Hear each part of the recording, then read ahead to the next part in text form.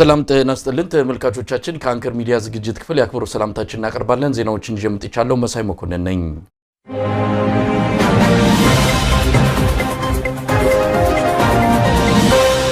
ወሎም የአገዛዙ ሰራዊት ዳግም ጋሸናንና ሌሎች ቁልፍ ቦታዎችን ለመያዝ ከፍተኛ የሆነ ሰራዊቱን ማስገባቱ ተገለጸ።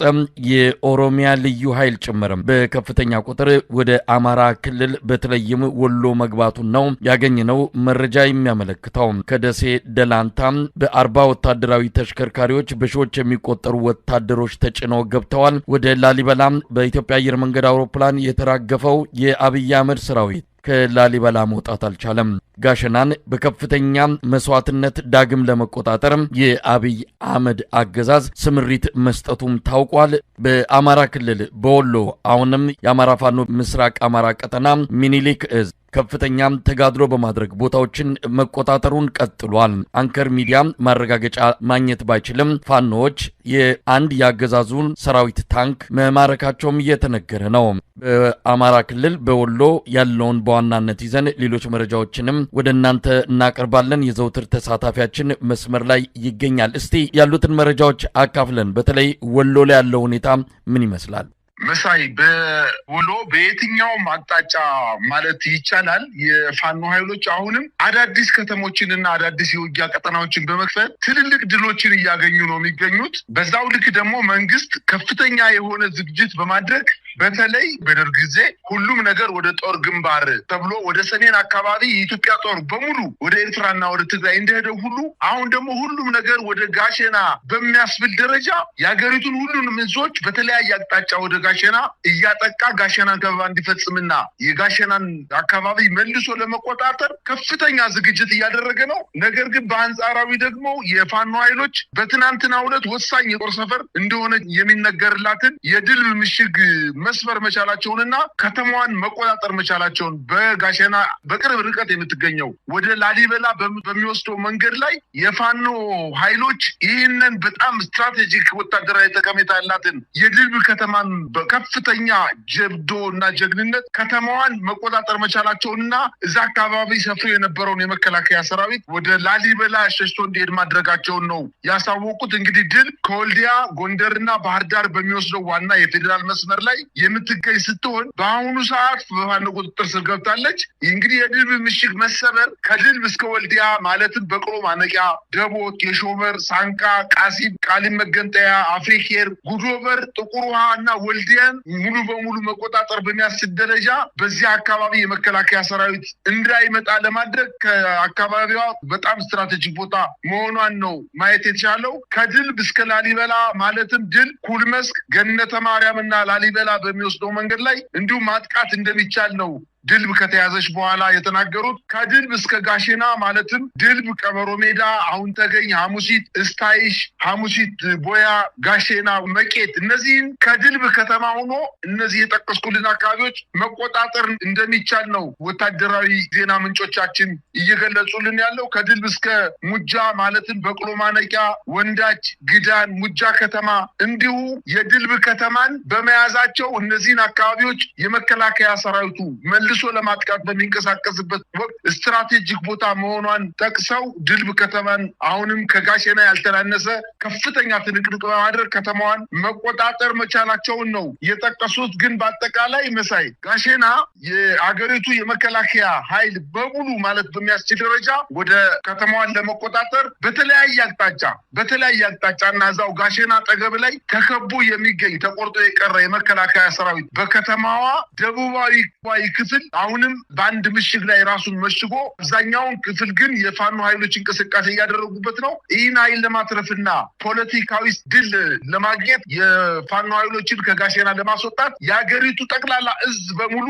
ወደዛ ከተማ እየተመመ እንደሚሆንና ትእዛዝ ተሰጥቶ እንቅስቃሴ እየተደረገና ምናልባትም ዛሬና ነገ ከጋሸና ውጪ ወደ ጋሸና ለመክበብ እንቅስቃሴ የሚያደርግበት ሰዓት ከፍተኛ ውጊያ በተለያየ ቦታ ላይ በአንድ ጊዜ ሊፈነዳ እንደሚችል ነው ማወቅ የተቻለው። ለምሳሌ መሳይ ደቡብ እዝ፣ ምስራቅ እዝ፣ ምዕራብ እዝ፣ ሰሜን እዝ፣ ማዕከላዊ እዝ፣ 8ኛ እዝ ከነሙሉ ሜካናይዙ ወደ ጋሸና እንቅስቃሴ እንዲያደርግ ነው ትዕዛዝ የተሰጠው። ጋሸናን ለመክበብ የሰሜን ምዕራብ እዝ ከባህር ዳር ወደ መቄት እንዲንቀሳቀስ ተደርጓል። የሰሜን ምስራቅ እዝ ደግሞ በጨጨሆ በኩል አድርጎ ጋሸና እንዲገባ ትዕዛዝ ተሰጥቶታል። የደቡብ እዝ ደግሞ እና የምዕራብ እዝ ሁለቱ እዞች ባንድ ላይ ደግሞ ከደሴ ተነስቶ በኩታበር አድርጎ ወደ ፀሐይ መውጫ አዘንብሎ ዋርላን በመያዝ ስታይሽን አድርጎ ራስ አንጎት የምትባለውን ከተማ እነዚህ ከተሞች በፋኖ ቁጥጥር ስር የሚገኙ ከተሞች ናቸው። ከዛ ሻሪያ ገነት በመግባት እዛ መጨረሻ ላይ ቦያ አድርጎ ጋሸና እንዲገባ እነዚህን 8 እና 9 ከተሞች በማስለቀቅ ወደ ጋሸና እንዲጠጋና ከበባ እንዲፈጽም ለማድረግ ትዕዛዝ እንደተሰጠ ነው መረጃዎች የሚያመላክቱት። በአጠቃላይ ግን የወሎ ድል በከፍተኛ ደረጃ እንቅስቃሴ እየተደረገበት ቢሆንም አሁንም በአንድ ምሽግ ላይ ራሳቸውን ቀብረው የሚገኘው በጋሸና አጠገብ ቀብረው የሚገኙ የመከላከያ ሰራዊት አባላት ብቻ ሳይሆኑ በጋሸና ከተማ የአንጎት ወረዳ ዋና አስተዳዳሪ ከነሙሉ ካቢኔው፣ የጋዞ ወረዳ ከንቲባ አቶ ሀብታሙ ካሳው ከነሙሉ ካቢኔው፣ የግዳን ወረዳ ዋና አስተዳዳሪ አቶ አማኑኤል አያሌው ከሙሉ ካቢኔው ጋር፣ የዋርላ ድላንታ ዋና አስተዳዳሪ ሽልማባዬ ከነሙሉ ካቢኔው ጋር፣ የጋሸና ከንቲባ ፀሐዬ ውቤ የተባለው ከንቲባ ከነሙሉ ካቢኔው ጋር በአጠቃላይ በጋሸና ከተማ ከሚያስተዳድሩትና ከተነጠቁት ወረዳ በመሸሸት ወደ ጋሸና ከተማ ከመከላከያ ምሽግ ውስጥ ራሳቸውን ቀብረው እንደሚገኙና ለመውጣትና ከጋሸና ጠፍተው ወደ ሌላ ቦታ ሰላማዊ ወዳሉት ቦታ ለመንቀሳቀስ ባይችሉም ነገር ግን በመከላከያ ተጠርንፈው እናንተ የትም አትሄዱም፣ እኛን እዚህ በአረርና በጥይት አስመታችሁ እናንተ በሰላም ልትኖሩ አትችሉም በማለት መከላከያ እነዚህን ሙሉ ካቢኔዎች የ6 እና የ7 ወረዳ ካቢኔ ከነሙሉ ወረዳ አስተዳዳሪዎች ጋር አፍኗቸው እንደሚገኝና በማዕከላቸው ምናልባት ግጭቶች ሊፈጠሩ እንደሚችሉ እነዚህን ለማዳን ነው በዋነኝነት በ6 እና በ7 አቅጣጫ የመከላከያ ሰራዊቱ ጋሸናን ለመክበብ የሀገሪቱን ጦር በሙሉ ማለት በሚያስችል ደረጃ ወደ ጋሸና አካባቢ እያጠቃ ጋሸና እንዲቆጣጠር ለማድረግ እንቅስቃሴ እያደረገ ያለው። በእርግጥ መሳይ መከላከያ ሰራዊት ይህንን ተሸንፎ የለቀቃቸውን ቦታዎች በሙሉ መልሶ ለመያዝ የሚያስችል ወታደራዊ ቁመና የለውም። መንግስት ግን እያደረገ ያለው የመከላከያ ሰራዊቱ በጣም እየተዳከመ በመምጣቱ የኦሮሚያ ልዩ ኃይል በከፍተኛ ቁጥር ከከባድ መሳሪያትና ከፍተኛ ትጥቆችን በመያዝ ለልዩ ኃይል አባላት የማይፈቀድ በአገሪቱ የሚከለከል ከባባድ መሳሪያዎችን ፒቲአር የሚባሉ ተሽከርካሪ ታንኮችን የጎማ ተሽከርካሪ ታንኮችን በመያዝ በአውሮፕላንም ባገኘው ክፍት መንገድን በሙሉ ወደ ባህር ዳር፣ ወደ ላሊበላ፣ ወደ ወልዲያ እና ወደ ቆቦ ከተሞች እያስገባ መሆኑና አሁን ጦርነቱ በኦሮሚያ ልዩ ኃይል ተዘጋጅቶ የከረመው ለ38 ጊዜ ወታደራዊ ስልጠና የወሰደው እና በከፍተኛ ደረጃ ትጥቅ የያዘው የኦሮሚያ ልዩ ኃይል ወደ አማራ ክልል ገብቶ ከፋኖ ኃይሎች ጋር ትንቅንቅ ለማድረግ እንደሆነ መረጃዎች ጠቁመዋል። ነገር ግን ጋሸና ወታደራዊ አቅማቸው በልበ ሙሉነታቸው የቆረጡ ወታደሮች ጀግኖች የፋኖ ኃይሎች አሁንም ታሪክ መስራታቸውን ቀጥለዋል። ምናልባት ያልተረጋገጠ መረጃ ቢሆንም አሁንም በጋሸና ዙሪያ ከፍተኛ ጦርነት እየተደረገ ሲሆን ታንክ እንደማረኩ እና አሁንም ሰራዊቱን እያፈረሱት እንደሆነ ታንክ መማረክ ማለት ምን ማለት እንደሆነ እንግዲህ ወታደራዊ ጠበብቶች እንደሚናገሩት ሰራዊቱ የአካባቢ ሰራዊት ፈርሷል ማለት ነው። ሻለቃዎች ጀምሮ ከሻለቃ በላይ ያሉ ወታደራዊ አመራሮች ከቆሰሉ፣ ከተማረኩ፣ ከሞቱ ሰራዊቱ ፈርሷል ማለት ነው። ወታደራዊ ሳይንሳዊ ትንታኔ የሚሰጡ ወታደራዊ ባለሙያዎች እንደሚናገሩት። ስለዚህ በጋሸና አካባቢ አሁንም ታሪክ መስራታቸውን ቀጥለዋል። እነሱ ደግሞ የሚዲያ ሰራዊታቸውን አሰልፈው በላይነሽ አመዴ መጣች እንደዚህ አረገቻቸው አመድ አረገቻቸው እያሉ በዲጂታል ሚዲያ ሰራዊቶቻቸው እየለፈለፉ ነው የሚገኙት። ነገር ግን እየተዳከመ ሳይሆን ከዛው አፍንጫቸው ስር ላይ በ9 እና በ10 ኪሎ ሜትር ርቀት ላይ የምትገኘውን የድልብ ከተማን ወታደራዊ ቁልፍ ቦታ የሆነችውን የድልብ ከተማን የሰራዊት ክምችት የነበረባትን የድልብ ከተማን አሁንም መጥተው እያስለቀቁ የድልብን ከተማ ብቻ ሳይሆን በዛ አካባቢ ያሉ አጠቃላይ ቦታዎችን እየመቱ የመከላከያ ሰራዊቱን እያፈረሱት እንደሆነና አሁንም ለአማራ ህዝብ ብቻ ሳይሆን ለኢትዮጵያ ህዝብ ተአምር የሆነ ድል እያሳዩና እያስገረሙን መሆናቸውን ነው ማየት የቻልኩት። መሳይ እንግዲህ ወሎ ያለው ወቅታዊ ሁኔታ ላይ እንቆይ። ጋሸና ያላትን ወታደራዊ ጠቀሜታ በተመለከተ ባለፈው ጦርነት ጀነራል ባጫ የተናገረውን እናስታውሳለን፣ ምን ያህል ቁልፍ ቦታ እንደሆነች። ነገር ግን ሊያጣጥሏትም አሁን እየሞከሩ ነው። ዳግም ለመያዝ ቀደም ሲል መረጃው እንዳቀበልከንም ከበርካታ አቅጣጫዎች ሰራዊት እያስገቡ ነው። መንገድ ላይ እየተቆረጡ እየተመቱ ያሉም አሉ። ነገር ግን ሙሉን የመከላከያ ሰራዊት አንዳንዶች እንደውም ጥቂት ጀነራሎች ሲቀሩ በሙሉ አማራ ክልል ገብተዋል ነው። ከአማራ ክልልም ወሎ ይገኛሉ ነው። የብልጽግና ወታደራዊ ሹማምንቶች ግምገማ እንደሚያሳየው ጋሸናን ማጣት፣ በአጠቃላይ ወሎን ማጣት የመከላከያ ሰራዊት ሙሉ በሙሉ የመሸነፍ ምልክት በመሆኑ ይህን ነገር ባለ በሌላ ኃይል መቀልበስ ይገባናል ብለው እየተረባረቡ ይገኛሉ። እስቲ ወልዲያ ምንድን ያለው? ወልዲያ ላይ እንግዲህ ትኩረት አድርጓል። እነሱም በወልዲያ ምንም አይነት ፋኖች የበላይነት እንዳይከሰት የሚቻለውን ሁሉ እያደረጉ ነው። ወደ የትኛውም አቅጣጫ መሳሪያ እየተኮሱ ነው። ወልዲያን ዙሪያ ወደ ከበቧቸው ተራሮች በሙሉ ከባድ መሳሪያዎች እየተተኮሰ እንዳለ ነው የምንሰማው። መከላከያው መውጣትም መግባትም አልቻለም። እስቲ ወልዲያ ያለው፣ ደስ ያለው፣ ሌሎች አካባቢዎችስ በምን ሁኔታ ላይ ይገኛል? መሳይ የወልዲያ ነገር በጣም የሚያስደነግጥ ነገር ነው እየተመለከትን ያለ ነው። ምክንያቱም በደርግ ጊዜ የሶማሌ ጦርነትን ውጊያ ለመክፈት ከኢትዮጵያ አጠቃላይ የሚኒሻ ሰራዊት ሰልጥኖ አዲስ አበባ ከተማ ላይ የሰልፍ ትርኢት ሲደረግ በነበረበት አይነት ወልዲያ ከተማ ላይ ከተማዋ መሸከም ከምትችለው በላይ ሰራዊት እየገባ እንደሆነ የከተማዋ ህዝብ እጅግ በጣም ደንግጦ ከጎረቤት እንቅስቃሴ ማድረግ እንዳልቻለ፣ ከዛ ላይ ደግሞ ባናቱ አሁን ደግሞ ከኮምቦልቻ አካባቢ በአውሮፕላን ሰራዊት እያሳረፉ በሐራ በኩል እያደረጉ ወልዲያን የጦር ካምፕ በማድረግ አሁን አጠቃላይ የወሎ ዋና ማዘዣ ጣቢያቸውን ወልዲያ ላይ አድርገው ወልዲያ ላይ በመነሳት በተለያዩ አቅጣጫ የተነጠቁትን ወረዳ ከተማ አስተዳደሮችን ለመልሶ ለመያዝ እንቅስቃሴ ማድረግ መጀመራቸውንና ነገር ግን ከሐራ በስተቀር ሌሎችን የሚንቀሳቀሱባቸውን አካባቢዎች ጎሮሯቸውን አንቀው በመያዝ አራቱንም የመውጫ በሮች የፋኖ ኃይሎች ይዘው ከፍተኛ እንቅስቃሴ እያደረጉ ነው። አሁን እንዲያውም ትናንትና ማምሻውን የደረሰን ዜና ወልዲያ ከተማ በማንኛውም ሰዓት የፋኖ ኃይሎች ድምጻቸውን አጥፍተው መልስ እየሰጡን ባለመሆናቸው የራሳቸውን አዘጋጅተው ስለጨረሱ ወደ ከተማው ሊገቡ ይችላሉ የሚል ዜና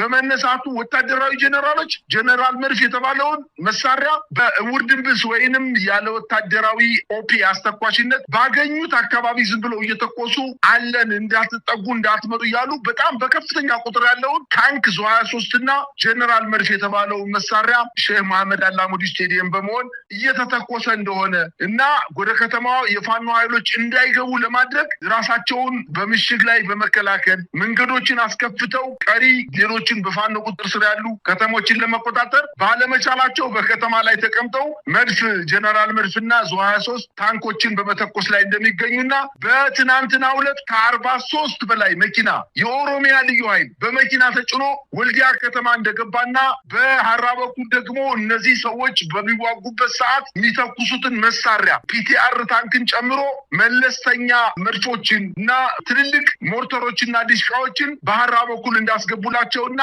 ምናልባትም በአማራ ክልል እጅግ በጣም የሚዘገንን ከፍተኛ ጦርነት ተመልሶ እንደገና ሊያገረሽ እንደሚችልና ምናልባት የኦሮሚያ ልዩ ኃይል በጥላቻ ተሰብኮ በአማራ ክልል ላይ ከፍተኛ የሆነ የሰብአዊ መብት ጥሰት ሊፈጽም እንደሚችል ስለሚሰጋ የፋኖ ኃይሎች አሁንም የያዙትን ቦታ ካለማስለቀቃቸው በተጨማሪ የራሳቸውን ህዝብ መልሰው መጠበቅ እንዳለባቸውና የአምነን አካባቢ መልቀቅ ማለት ለነሱ ብቻ ሳይሆን የያዙትንና በሰላም የሚኖረውን የአማራን ህዝብ አሁን በእነሱ ቁጥጥር ውስጥ ነው ሰላማዊ ምርጫ አድርገው የአመራር ምርጫ አድርገው ወደ መደበኛ ስራቸው የሄዱትን ሰዎች አባቶችን ማስገደል፣ ሴት እህቶቻቸውንና ሚስቶቻቸውን ማስደፈር፣ ቤታቸውን በሳት እንዲቃጠል ማድረግና አጠቃላይ ከዚህ በፊት ሲያረግ እንደነበረው በራሱ በወለጋ ክልል አካባቢ የአማራ ተወላጆች እንዴት አድርጎ ሲጨፈጭፍ እንደነበረ በጅምላ ሲቀብር እንደነበረ እንዳየነው አሁን በአማራ ክልል ላይ እናንተ የፋኖ ደጋፊዎች ናችሁ ማለት ያንን አካባቢ በሙሉ በሳት ለማቃጠል ከፍተኛ እንቅስቃሴ ሊያደርግ እንደሚችል ስለሚታወቅ ከወዲሁ ጥንቃቄ እንዲደረግ እንደው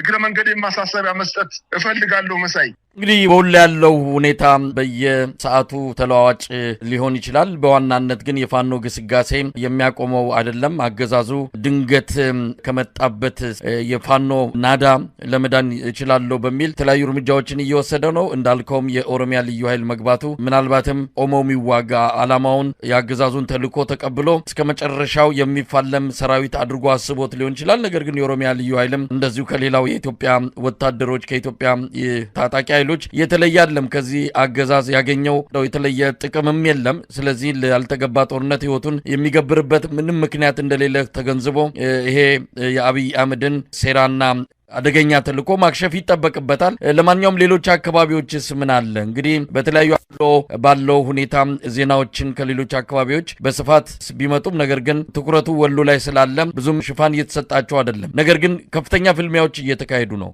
ምን አለ ሌሎች አካባቢ እንዲያው ከዛ በፊት በተለያየ አቅጣጫ ወደ ጋሸና እየተንቀሳቀሰ ያለው የመከላከያ ሰራዊትና የኦሮሚያ ልዩ ኃይል የአማራ ፋኖ ብሔራዊ ኃይል ምስራቅ አማራ ቀጠና አባናደው ዘመቻ ባለሽርጡ ክፍለ ጦር በሰሜን ወሎ ዞን ሀብሩ ወረዳ ከአረርቲ ወደ ሀብሩ ሊጎና በከፍተኛ ቁጥር ሲጓዝ የነበረ የመከላከያ ሰራዊት ዊላ ጎባ ከተባለ ቦታ ላይ ገጥሞ ከፍተኛ የሆነ ድል ማስመዝገቡን በተለይ ምስራቅ አማራ ኮራንድ ከሐራ ከተማ ተነስቶ በአረርቲ በኩል አድርጎ ወደ ገንፎ ጨፋና ጊራና ማለት እንግዲህ ከቆቦ አካባቢ ያለች ሌላ አካባቢ ነች። ወደ ገንፋ ጨፋ አድርጎ ጊራና ሲጓዝ የነበረ በኋላ ከጊራና አድርጎ በቆቦ አድርጎ ወደ ላሊበላ ለመሄድ እንቅስቃሴ የሚያደርግ ኃይል ነው። ይህ ኃይል በጣም በከፍተኛ ሁኔታ ተመቶ እጅግ በጣም ሲበዛ ሰንሰለታማ ተራራን አቋርጦ ሲመጣ የነበረ ነው። እንግዲህ ያ የመከላከያ ሰራዊት ያንን ውጣ ውረድ ተራራውን ሸንተረሩን ያውቃል ተብሎ ነው የተላከው።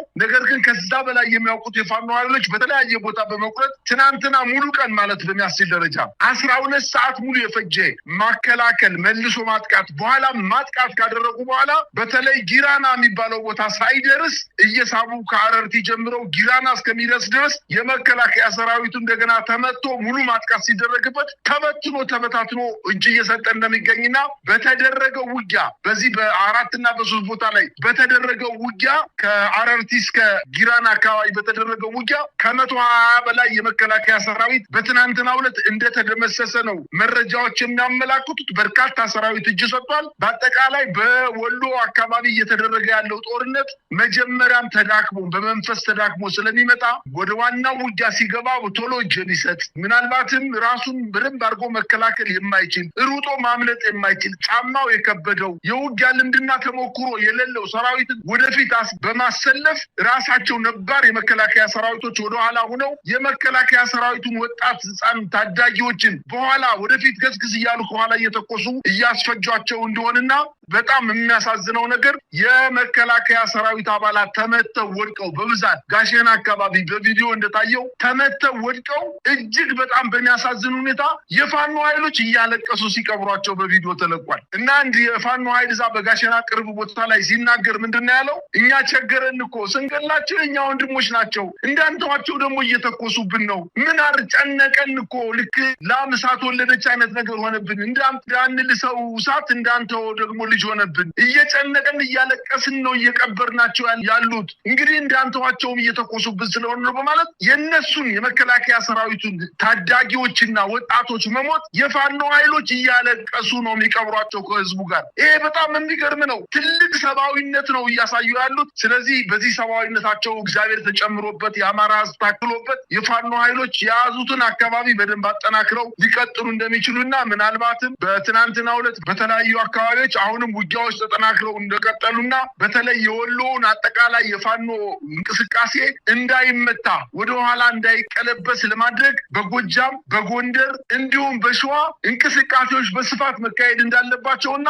በአንዳንድ ቦታዎች ላይ እንቅስቃሴዎች ጥሩ እንደሆኑ ለምሳሌ የአማራ ፋኖ ብሔራዊ ኃይል ደቡብ አማራ ቀጠና አሳምነው እዝ የአጼ ዘርዓ ያዕቆብ አንደኛ ኮር ዛሬ ከሰዓት በኋላ በመራቤቴ ከተማ ገረን ቀርጫ በተባለ ቦታ ላይ በኮንቮይ 101ኛ ክፍለ ጦር ገረን ቀርጫ የምትባለውን ከተማ ለመቆጣጠር እንቅስቃሴ በሚያደርግበት ሰዓት የፋኖ ኃይሎች ደፈጣ በመጣል በዚህ በ101ኛ አየር ወለድ ክፍለ ጦር ላይ ከፍተኛ ጉዳት እንዳደረሱበትና በዚህም በተደረገው ውጊያ ከ28 በላይ የመከላከያ ሰራዊት አባላትን መግደልና መማረክ ማቁሰል መቻላቸውን አስታውቀዋል። ይሄ 101ኛ እስከ 104ኛ ድረስ ያሉ 4 ክፍለ ጦሮች በሰሜን ሸዋ አካባቢ የአየር ወለድ ክፍለ ጦር ነን። መጨረሻውም የፋኖ ኃይሎች የመጨረሻ ማቋጫውም ሸዋ ነው። ስለዚህ ሸዋን በደንብ አድርገን መያዝ አለብን በማለት እንቅስቃሴ በተለያዩ ሸዋ ግዛቶች እንቅስቃሴ ቢያደርግም አሁንም በቁመናው እንደማይገኝና በተለይ 101ኛ አየር ወለድ ክፍለ ጦር እየፈረሰች እንደሆነ ተመታ እየተመናመነች እንደሆነ ነው መረጃዎች የሚያመላክቱት። በሌላ ዜና ከጎንደር ተነስቶ በደብረ ታቦር በኩል አድርጎ በበለሳ በኩል አድርጎ በድብኮ በኩል አድርጎ ወደ ጋሸና ለመግባት እንቅስቃሴ ሲያደርግ የነበረ የመከላከያ ሰራዊት የአማራ ፋኖ ብሔራዊ ኃይል ሰሜን አማራ ቀጠና አርኖ ጋርኖ ከተባለ ቦታ ላይ አንድ ሙሉ መኪና ሰራዊት በመደምሰስ መኪናውን በማቃጠላቸው ወታደራዊ ተሽከርካሪው ሙሉ በሙሉ መጋየቱንና በመኪናው ላይ ተጭነው የነበሩ የመከላከያ ሰራዊት አባላት ሙሉ በሙሉ መገደላቸውን አስታውቀዋል። እንግዲህ ከማክሰኝት ተነስቶ ፈንጂ ውሃ ከተባለ ቦታ ላይ ሲደርስ አሁንም ቀሪው ያልተመታው መኪና ወደ ፈንጂ ውሃ ሸሽቶ ለማምለጥ ሙከራ ያደረገ ቢሆንም የጥቁር አንበሳ ክፍለ ጦር ንስር ብርጌድ ተከታትላ ፈንጂ ውሃ ከተባለችው ቀበሌ ላይ በመግባት ቀሪውን ሸሽቶ የነበረውን ሰራዊት መምታት መቻላቸውንና ከፍተኛ ድል መጎናጸፍ መቻላቸውን ነው ያስታወቁት። ሌላው እንዲሁ በጎንደር አካባቢ በደብረ ታቦር ተነስቶ ወደ ጋሸና እንቅስቃሴ ሲያደርግ የነበረ አንድ ክፍለ ጦር ኃይል ከደብረ ታቦር አልፎ ንፋስ መውጫን ተሻግሮ ወደ ጨጨው ከተባለ ቦታ ላይ አርፎ ረፍት አድርጎ ምሳ በሚመገብበት ሰዓት ከበባ በመፈጸም ድንገተኛ ጥቃት በመፈጸም ወደ ጋሸና እንቅስቃሴ ሲያደርግ የነበረው አንድ ሙሉ ክፍለ ጦር መክተው ማስቀረታቸውንና የአንበሳው ጋይንት ክፍለ ጦር በዛ አካባቢ ከፍተኛ ጀብዶ እየፈጸመ እንደሆነ ማወቅ ተችሏል። ሌላው እንግዲህ በመተማ አካባቢ ከፍተኛ ውጊያ እየተደረገ እንደሆነና ከትናንትና ጀምሮ በተለይ የአማራ ፋኖ ብሔራዊ ኃይል ከገንዳዋ ከተማ አቅራቢያ ሽመለ ጋራ ከተባለች ቦታ ላይ መሽጎ የነበረውን የፋኖ የመከላከያ ሰራዊት አባላት የአማራ ፋኖ ብሔራዊ ኃይል ደጃዝማች ኮር በርካታ ጥቃቶችን በመፈጸም በአገዛዙ ጦር ላይ ከፍተኛ የሆነ ድል መጎናጸፉንና ሽመለ ጋራ የተባለችው ወታደራዊ ጠቀሜታ ያላትን ቦታ መቆጣጠር መቻላቸውንና ምናልባትም ከሽመለ ጋራ በኋላ አሁን እየቀራቸው ወደ በቅርብ ርቀት የሚቀራቸው የመተማ ዮሐንስ ከተማ እንደሆነና በዛም ላይ ጥቃት ይፈጽማሉ በማለት ሰራዊቱን መከላከያው ወደ መተማ ዮሐንስ አስገብቶ ምሽጎችን እያጠናከረ እንደሚገኝ ነው ማወቅ የተቻለው። እንዲሁም በባህር ዳር ዙሪያ አካባቢ በርካታ ቦታዎች ላይ ከፍተኛ ውጊያዎች እየተደረጉ ሲሆን አሁንም የአካባቢ የበላይ ዘለቀ አየር ማረፊያ አካባቢ ጦርነቶች እየተደረጉ ቢሆንም አሁንም የኢትዮጵያ አየር መንገድ በርካታ ሰራዊት በባህር ዳር ከተማ እያስገባ እንደሆነና የሲቪል ትራንስፖርት አቁሟል ማለት በሚያስችል ደረጃ ከተለያዩ የኦሮሚያ ክልሎች የኦሮሚያ ልዩ ኃይልን ወደ ባህር ዳር ከተማ በአውሮፕላን እያጓጓዘ እያሳረፈ እንደሆነ ይሄንን የተገነዘቡት የፋኖ ኃይሎች በተለይ የምዕራብ አማራ የአማራ ፋኖ ብሔራዊ ኃይል ምዕራብ አማራ ቀጠና የቴዎድሮስ እዝ አንደኛ ክፍለ ጦር በባህር ዳር ዙሪያ አካባቢ ገርጨጭ የተባለውን ቦታ ላይ ከፍተኛ ጥቃት በመፈጸም እዛ የነበረው ምሽግ በመቆጣጠርና ከተማዋን በመቆጣጠር ወደ ኤርፖርቱ አካባቢ መጠጋት መጀመራቸውንና ወደ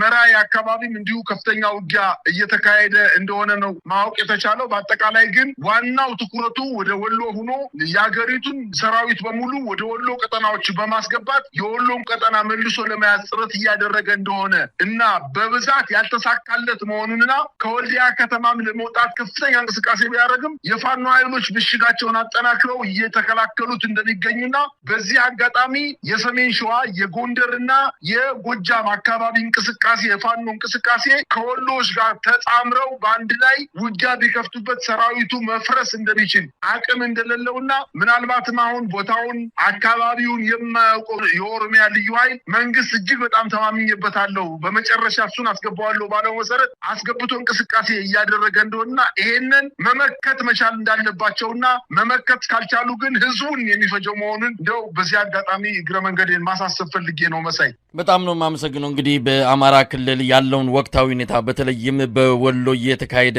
ያለውንና ምናልባትም የኢትዮጵያ ህዝብ አይንና ጆሮውን ወደ ተከለበት በዛ ቀጠና በርካታ መረጃዎችን ስታካፍለን ቆይታል። በሌሎችም የአማራ ቀጠናዎች እንደዚሁ የህልውናው ተጋድሎ ተጠናክሮ ቀጥሏል።